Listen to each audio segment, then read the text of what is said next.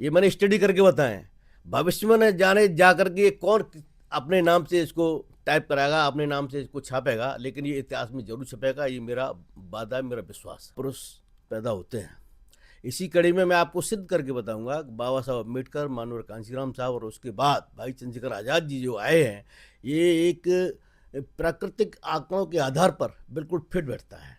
लेकिन अगर आप, मैंने अध्ययन किया है और अध्ययन के आधार पर मैं इस बात को कह रहा हूँ कि 1915 में जब उन्होंने लगभग 4 डिग्रियां एक साथ कोलंबिया से हासिल की थी, तो 1964 में जब दीना भाना वाल्मीकि जी की प्रकरण में वो अपनी भूमिका अदा करते हैं, तो 1965 में उनको सस्पेंड कर दिया जाता है। 1965 यानी 50 साल बाद ठीक 1956 में हमारे बीच से जाते हैं, सभी लोग जानते हैं।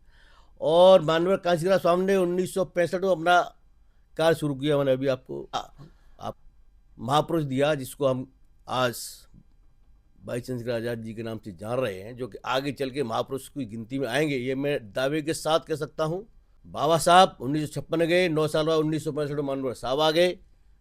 मानव साहब 2006 में गए, 9 साल बाद 2015 में भीम आर्मी आई, भाई चंद्रशेखर आज़ाद जी आ गए। नमस्कार, मेरा नाम अरुण कुमार है। आप देख रहे हैं अरुण ओबराय ब्लॉग। इस समय हम कानपुर में हैं और 21 जून को प्रबुद्ध जन सम्मेलन होने वाला है। हमारे साथ कानपुर मंडल के मुख्य जो प्रभारी जी हैं वो रामगोपाल बाबू जी हैं, वो हमारे साथ हैं और उनसे आज ये जानने की कोशिश करेंगे कि बाबू जी हैं जो कानपुर मंडल के प्रभारी हैं, वो काफ़ी लंबे समय से चंद्रशेखर आज़ाद जी के साथ काम करते हैं। उनके काम करने का अनुभव, कल 21 तारीख है, 21 तारीख को क्या रहने वाला है, क्या क्या तैयारियां, उन सब पर भी बात होगी। पहले तो सबसे पहले सर आपका स्वागत हमारे यूट्यूब चैनल पर। धन्यवाद ओबराय जी। और सर ये आप जो है काफ़ी लंबे समय से चंद्रशेखर आज़ाद जी के साथ काम कर रहे हैं, उनकी टीम के अहम हिस्सा हैं। कुछ ऐसी बातें बताइए जो अभी तक ना ही मीडिया में चली हों और ना ही लोगों को पता हो।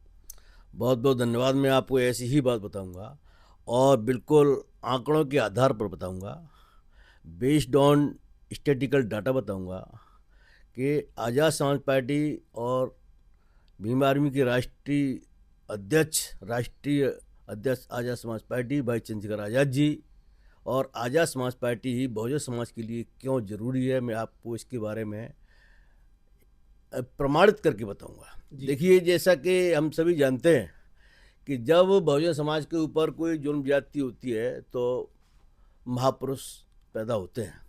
इसी कड़ी में मैं आपको सिद्ध करके बताऊंगा बाबा साहब अम्बेडकर, मानवर कांशीराम साहब और उसके बाद भाई चंद्रशेखर आज़ाद जी जो आए हैं, ये एक प्राकृतिक आंकड़ों के आधार पर बिल्कुल फिट बैठता है। जैसे कि मैं आपको बताऊं, बाबा साहब अम्बेडकर शुरुआत से ही बहुजन समाज के प्रति गंभीर थे, बचपन से। लेकिन अगर आप, मैंने अध्ययन किया है और अध्ययन के आधार पर मैं इस बात को कह रहा हूँ कि 1915 में जब उन्होंने लगभग 4 डिग्रियां एक साथ कोलंबिया से हासिल की थी, तो उसके बाद उनका सफ़र बहुजन समाज के कल्याण के लिए शुरू हुआ और वो आजीवन तक चलता रहा जब तक वो जीवित रहे। उसके बाद में हम दूसरा अगर कोई ये कार्य देखते हैं तो मानवर कांशीराम साहब का देखते हैं। और मानवर कांशीराम साहब के बारे में जब हम पढ़ते हैं तो 1964 में जब दीना भाना वाल्मीकि जी की प्रकरण में वो अपनी भूमिका अदा करते हैं, तो 1965 में उनको सस्पेंड कर दिया जाता है। 1965 यानी 50 साल बाद ठीक 1915 में बाबा साहब ने स्टार्ट किया और 1965 में मानवर साहब ने अपना कार्य स्टार्ट किया। यही 50 साल अगर हम जोड़े 1965 तो वो 2015 हो जाती है। और 2015 में, ठीक 2015 में भाई चंद्रशेखर आज़ाद जी ने भीम आर्मी बना करके अपना कार्य शुरू कर दिया। स्टैटिकल डाटा 50 साल बाद ही दूसरे कार्य आपका शुरू हो गया, पहला नंबर। दूसरा मैं आपको बताऊंगा, दूसरा सत्य कि बाबा साहब अम्बेडकर 1956 में हमारे बीच से जाते हैं, सभी लोग जानते हैं। और माननीय कांशीराम स्वामी ने 1965 में अपना कार्य शुरू किया। मैंने अभी आपको बताया मैंने, यानी 9 साल बाद 1965 और 1956, 9 साल बाद। ठीक इसी तरह से 9 साल बाद यानी प्रकृति ने हमें दूसरा जन्म तिथि के आधार पर अगर हम देखते हैं तो बाबा साहब अम्बेडकर पैदा हुए 1891 में, मानवर कांशीराम साहब पैदा हुए 1934 में, तो ये जो डिफरेंस होता है वो 43 ईयर्स का होता है। और 43 ईयर्स में ये 9 साल बाद जो अभी हमने आपको सिद्ध किया, 9 साल और जोड़ दें तो वो होता है 52। और मानवर साहब 1934 में पैदा हुए हैं, उसमें 52 आप जोड़ दीजिए, वो 86 होता है। और 86 में आपके भाई चंद्रशेखर आज़ाद जी पैदा होते हैं। महापुरुष दिया, जिसको हम आज भाई चंद्रशेखर आज़ाद जी के नाम से जान रहे हैं, जो कि आगे चल के महापुरुष की गिनती में आएंगे, ये मैं दावे के साथ कह सकता हूँ। 2006 में मानव साहब हमारे बीच से चले गए। भीम आर्मी कब आई? 2015 में, ठीक 9 साल बाद।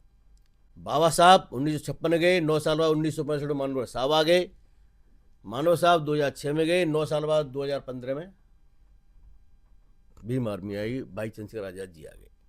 ये 9 का आंकड़ा आप ध्यान रखिए। 9 का एक बहुत ही इंपॉर्टेंट अहम और तीसरा बताऊंगा मैं, जो कि सिद्ध करता है कि उस कड़ी में भाई चंद्रशेखर आज़ाद जी बिल्कुल फिट बैठते हैं। जन्म तिथि के आधार पर अगर हम देखते हैं तो बाबा साहब अम्बेडकर पैदा हुए 1891 में, मानवर कांशीराम साहब पैदा हुए 1934 में, तो ये जो डिफरेंस होता है वो 43 ईयर्स का होता है। और 43 ईयर्स में ये 9 साल बाद जो अभी हमने आपको सिद्ध किया, 9 साल और जोड़ दें तो वो होता है 52।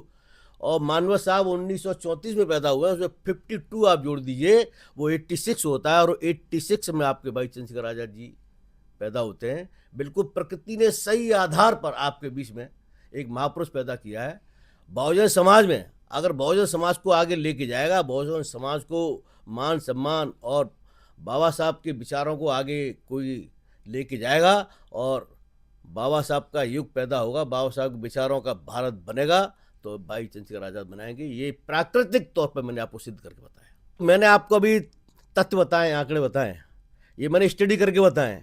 भविष्य में न जाने जा करके कौन अपने नाम से इसको टाइप कराएगा, अपने नाम से इसको छापेगा, लेकिन ये इतिहास में जरूर छपेगा। ये मेरा वादा है, मेरा विश्वास है।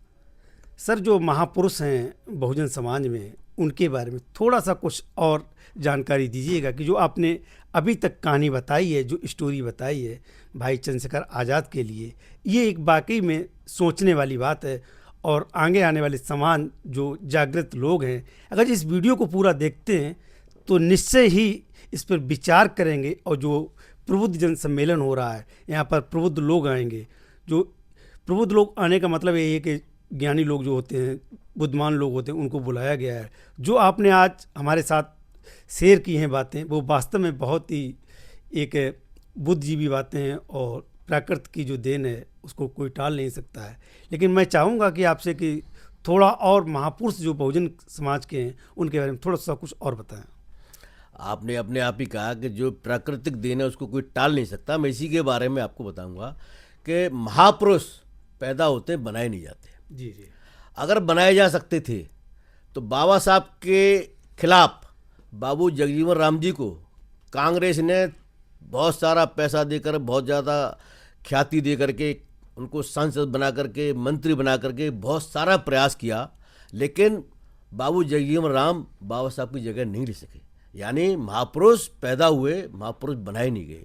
ठीक उसी तरह से दूसरी पीढ़ी में जब हम जाते हैं तो मानवर कांशीराम साहब की जगह रामविलास पासवान को विरोधियों ने बहुत ज़्यादा हवा दे करके ऊपर बढ़ाया, उनको बढ़ाने का प्रयास किया, उनको मानवर कांशीराम साहब की जगह देने का प्रयास किया, लेकिन वो कभी भी मानव साहब की जगह नहीं ले पाए, क्योंकि महापुरुष पैदा होते हैं, महापुरुष बनाए नहीं जा सकते। ठीक इसी तरह से आज की पीढ़ी में जो हमारे भीम आर्मी चीफ आज़ाद समाज पार्टी के राष्ट्रीय अध्यक्ष भाई चंद्रशेखर आज़ाद जी हैं, उनके खिलाफ भी एक राजकुमार को तैयार किया जा रहा है कि वो भाई चंद्रशेखर आज़ाद जी का स्थान ले ले, भाई चंद्रशेखर आज़ाद जी की तरह चमके। लेकिन मैं निश्चित तौर पर कह रहा हूँ कि महापुरुष कभी बनाए नहीं जा सकते। वो भी राजकुमार कभी भाई चंद्रशेखर आज़ाद जी का स्थान नहीं ले सकते। भाई चंद्रशेखर आज़ाद जी भाई चंद्रशेखर आज़ाद हैं, बहुजन समाज के मसीहा हैं, बहुजन समाज का भला करने वाले एकमात्र आज के समय में भाई चंद्रशेखर आज़ाद जी हैं। उसी से बहुजन समाज का विकास होगा और उसी से बाबा साहब के सपनों का भारत बनेगा। दोस्तों, अभी जो आप पूरी कहानी सुनी चंद्रशेखर आज़ाद जी के बारे में, जो उनके बारे में बताया गया है, जो उनके बारे में यहाँ पर दिखाया गया है, वो बिल्कुल ही सत्य कहानी है और बिल्कुल ही आंकड़ों के साथ उसको बताया गया है। इस कहानी को आप एक बार नहीं, हम तो कहेंगे कई बार देखिएगा, और देखने के बाद उन बहुजनों के पास जरूर शेयर करिएगा जो बहुजन ऐसी कहानी में विश्वास करते हैं। और ये कहानी नहीं है, बल्कि एक वैज्ञानिक तौर पे देखा जाए, एक सत्य के साथ देखा जाए तो बिल्कुल एक सत्य घटना है जिसको कोई भी टाल नहीं सकता है। लेकिन मेरा चलते चलते फिर से यही रिक्वेस्ट है कि आप इस वीडियो को ज़्यादा से ज़्यादा शेयर करें और उन लोगों तक जरूर भेजिएगा जो लोग इसको देखना चाहते हैं। फिर मिलेंगे इसी प्रकार के एक और नए वीडियो के साथ, तब तक के लिए जय हिंद, जय भारत।